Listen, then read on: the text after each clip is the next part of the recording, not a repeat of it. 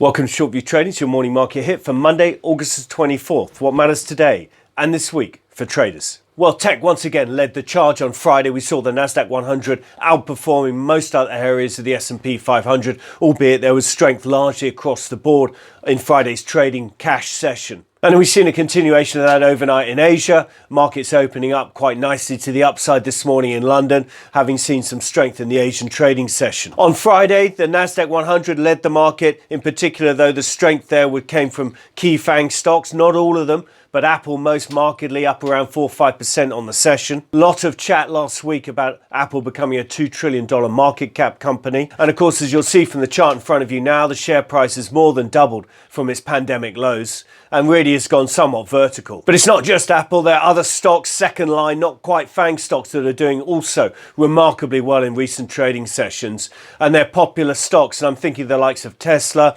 Nvidia, both of those charts coming up now. Both of them have doubled in recent weeks, the last few months, and both of them look remarkably parabolic in terms of share price action. So this market really is behaving a lot like it's behaved in 1999. A lot of people are talking about that, so there's no great surprise there. It's a liquidity fueled market. Of course, you listen to Kindleberger, the great writer, the great financial historian on bubbles. They're all about liquidity, and that's what fuels them, and that's what we're seeing now. And of course, one remembers the likes of Cisco, which was a leadership stock in 1998, 99 into 2000 top, going up several times, I think maybe 5 times over the course of 12, 18 months in terms of its market cap. Qualcomm, even more of a standout, up around 50 times over the course of that time frame. So stocks can go up several times when they're liquidity fueled in bubble-like environments. It's very dangerous, therefore, and difficult to bet against tech, to bet against the leadership in a bubble-type frothy environment. But having said that,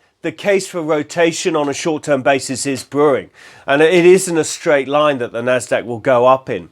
There are pauses for breath, there's times of give back, and I think one needs to be sensitive to what the models are saying.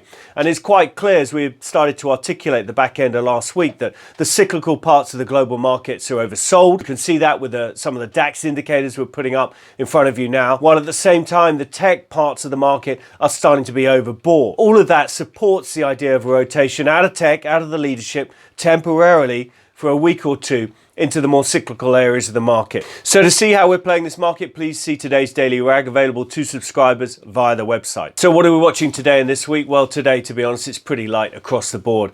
This week, though, the focus in particular, I think, will be the Kansas City Fed's Annual Economic Symposium. There's a big speech out of Jerome Powell on Thursday around 2 p.m. London time. And of course, a whole bunch of central bankers speaking over the course of the 2 days of that symposium at the back end of this week, including the Bank of England's Bailey on Friday. So that's it from us. That's your morning market hit for Monday, August the 24th. Thank you for listening. Please do subscribe on YouTube. Simply search under Shortview Trading, or follow us on Twitter, LinkedIn, and or Facebook. Thank you for listening. Stay safe. Trade well.